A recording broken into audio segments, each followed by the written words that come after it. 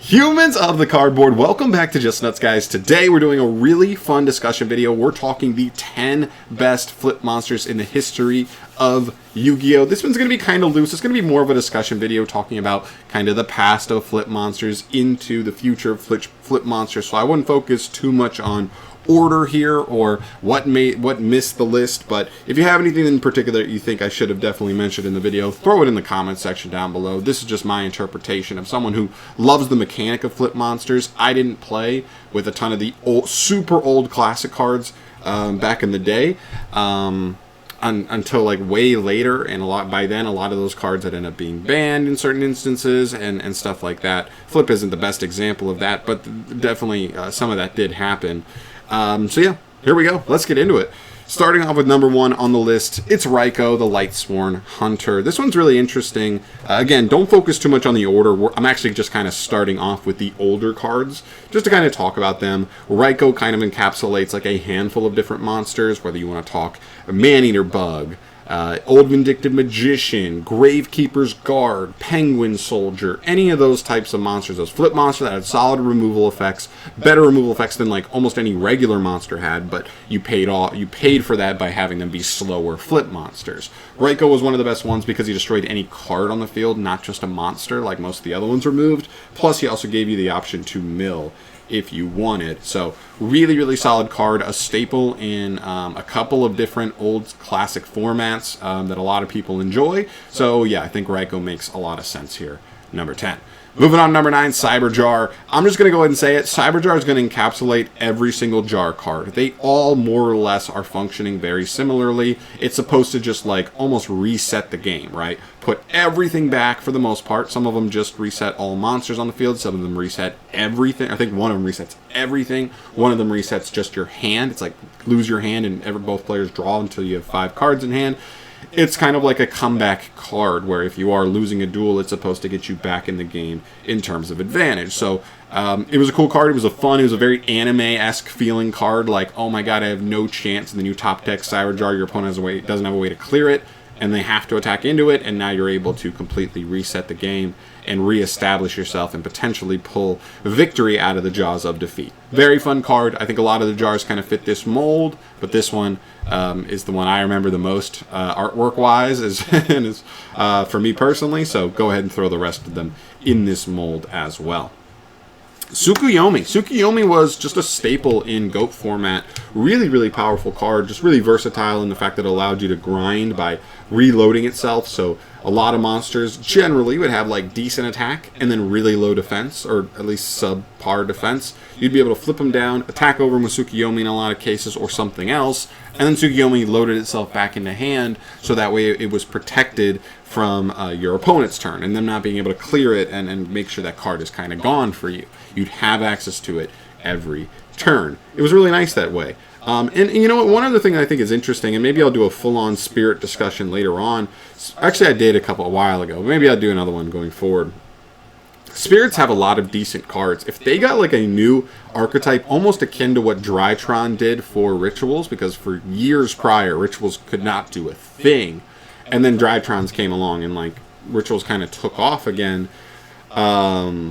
Maybe there could be a new archetype that comes out that kind of like helps Spirits take off again, where you're able to quick normal summon them on the opponent's turn really easily, and stuff like normal summoning Tsukuyomi on the opponent's turn, normal summoning Amano Wado. That could be a thing. But as far as the flip stuff, yeah, this one's one of the flip ones. You could also set this when your opponent attacked into it. You got to book their monster, and that would make it easier to clear their next monster. It was really good. It was really versatile. Allows you to grind. It was a good utility card, for sure. Especially since it was searchable off of, I believe, both Dark Witch and Sangan. So, very cool card.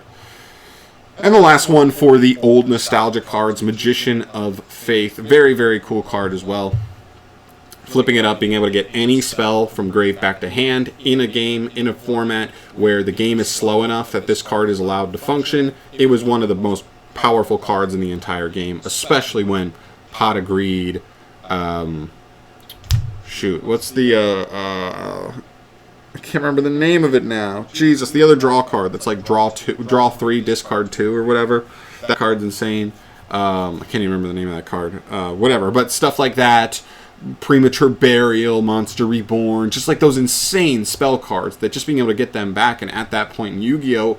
Was like such a huge swing in the duel. Magician of Faith is crazy. You could also kind of throw Magical Scientist, the one that when he's flipped, he lets you like excavate until you find a spell or trap, and then everything else is sent to grave. That's a very good card as well. Just a straight up +1. Also gets you like good in chaos decks for like milling lights and darks. But yeah, kind of falls into the same category. But Magician of Faith definitely felt like the more powerful of the two. Very, very cool. And then also keep in mind, they have the retrain coming out. I have no idea how that's going to kind of reflect this card, but hopefully in a more modern day manner. I hope it's not insanely broken, but I also hope it's not too copium and like very anime-y. I hope it's like a good middle ground, like a cool card that maybe works in particular decks, but you know, it has to be the right one. So I don't know, we'll see. And now we get to the more modern stuff. Crawler Dendrite. This card on flip just sends any monster from deck to grave. We've seen cards send anything from deck to grave. It also has a cool float effect if your opponent doesn't kill it by battle, which is pretty good. So, you know, it's a decent card. It kind of just represents a generic send, which you've seen is good. It's a little slow, obviously, with flip being part of its situation, but it's one of the better crawlers that would allow you to play other generic packages in there to be able to get anything generically sent, which is pretty good, but he's like the most fringe card on here, probably, if I had to be honest. I also thought about putting like Deus Ex Crawler on here in his place, but I chose not to, and I chose to actually go for SUBTERROR Behemoth UMASTRYX as far as boss monsters go in flip form. The really cool thing about UMASTRYX, to me, more than anything, he extends himself onto the field. Now, I know in modern day Yu-Gi-Oh! When we actually saw him be played in SUBTERROR, he didn't use that effect all the time. Usually he was like, I mean, like, that's how you'd get him out in the first place, but it'd still be very slow, and you'd still have to have ways to flip him. But I do think this is kind of the progression of, like, if we were to see a somewhat resurgence, maybe a new archetype that is somewhat meta-relevant, maybe it's more SUBTERROR support, stuff like this is what we need. Flip decks that can kind of just get a little faster, or more fluid, right? There's all these flip boss monsters, but you have to, like, you would have to like set something up without normal summoning, then tribute them onto the field, and you just give up like a ton of resources to then have a flip monster that could probably be dealt with fairly easily by your opponent. Now, SUBTERROR is better at like quick flipping their stuff, so that made UMASTRYX better, and he flips himself up and down every turn, which is very good for the long game. But I think more than anything, his extension effect, on top of his other solid effects, was the most interesting thing to me, and this is the kind of thing I want to see with flip boss monsters, if they ever make some for some of the flip-based strategies going forward, for sure. Fossil Dynapachycephalo. There's not much to say here. I'm sure a lot of people actually weren't even sure that this was part of this card, but no, this card has another text, not just neither player can neither player can special summon monsters. It actually has a flip effect to destroy all special summon monsters on the field there. So kind of an interesting card, kind of an interesting effect that can come up if you play like a stun deck. That could actually be a decent going second effect to help you break a board for a stun deck that might struggle otherwise. But yeah, I mean, I just think this card is pretty insanely powerful. Anyway, the flip effect just adds a little bit of extra utility to it. It's a cool card. We've actually been seeing it see weird little spurts of play over time. Stuff like Valence are doing combos where they like search this card out and summon it out with like Saryuja, which is very funny. And then we get to the final three. The final three are just exceptional engine cards for decks that are respectable, or at least have been respectable at some point. Hanzo to me is just crazy. He's 9 once per turn. One of his effects is a flip effect, so that definitely can come up with the way that ninjas sometimes flip their ninjas face down and then back face up. So very amazing card altogether. I don't think anybody's going to argue that Hanzo is not an amazing card. He is, even if ninjas aren't always top tier meta. This guy is a nightmare just because he's not once per turn. Rishidal Wendy, very cool card as well. I love it as 2 effects. You know what I mean? That like you could flip it one turn and then send it the next turn, and you're getting double special summons off this card. Very powerful. I mean, it's getting 2 cards straight out of the deck. They're not doing it in the same turns, but like definitely possible to do over the course of a duel. It's really good. I don't know. When this card came out, it definitely helped a ton with the Shadal engine overall. I thought about also putting something like Shadal Squamata in this slot, but I just felt like Wendy's effects overall were like better if you combined both of her effects together. They'd be better than what Squamata offers at the end of the day. So yeah, to me it's Wendy. She's very, very good.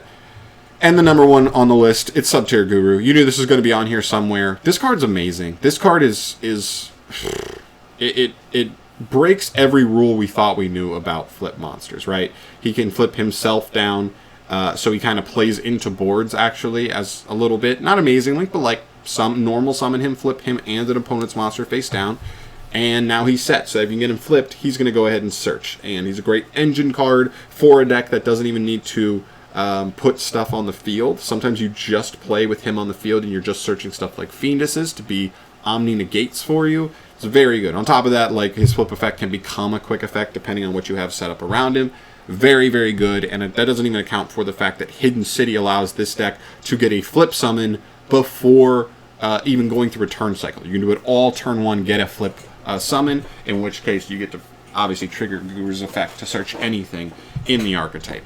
It's amazing. It's why I love this deck so much, because I think it's so unique, and I wish Konami would go and give this archetype a couple of cards to help it round out as an actual archetype, because right now, because the playables in this strategy are so few and far between, the deck lists just end up being like 12 Subterror cards, 20 hand traps, or maybe it's like more like 12 hand traps, 10 to 15 traps, floodgates, really powerful trap cards, whatever, and then the rest is like a Red Eyes Dark Dragoon package. I would love to see them get the kind of support where this deck can play a little more mid-range instead of just more stunny. It is pretty stunny because you want to play so many floodgates right now. But I do think if they got more mid-rangey, it would decentivize a lot of Subterror players. Just play the good engine cards and like cut down on all the floodgates, cut down on the Red Eyes Dark Dragoon package, right? The stupid stuff, and that's what people hate. They don't hate Subterror. They hate that Subterror is able to play all of those stupid cards. So I think the engine supporting that would be so, so clean. And it just goes to show you, I put 2 Subterrors on this list just to kind of give you a look-see into my opinions on them as an archetype, because I think they're really well done. I just think they're kind of due for another little update. Just because, you know what I mean? It's cool to have like a flip deck be somewhat relevant. And I think they can do some really good justice there if they did it the right way. So we'll see, but that's what I'm hoping for more than anything there. But all in all, this is cool. I mean, these are my favorite flip monsters of all time, or at least the ones that I consider to be categorically the best flip monsters we've seen in the game, from old-timey stuff like these ones, from in their time really dominating, to some of the newer ones that like you respect what this card does, even though it's never really had its day in the light. Subterror at its time, Fossil Dyna, obviously Stun can beat any meta deck any given day. Ninjas had their time, Shadal's had their time, and of course Subterrors again had their time. So very, very cool list. Let me know, like I said at the beginning of the video, your thoughts down below. Is there anything that isn't on my list that you would want on your list that you would consider that you think I might have missed here? I mean, there's definitely going to be some stuff, but this is where I end up. I'd love to hear your thoughts overall on flip monsters in general, and stuff like the Subterror topic as well, because that's one of my favorite decks of all time, but I don't feel much an incentive to play them right now because it's just Subterror Dragoon with a bunch of floodgates and hand traps, and that's just, it's just not that interesting until they get like something else added to them. So that's it for me. I'm out of here for now. Thank you so much for watching as always, guys. I will see you in the next video, and yeah, stay safe.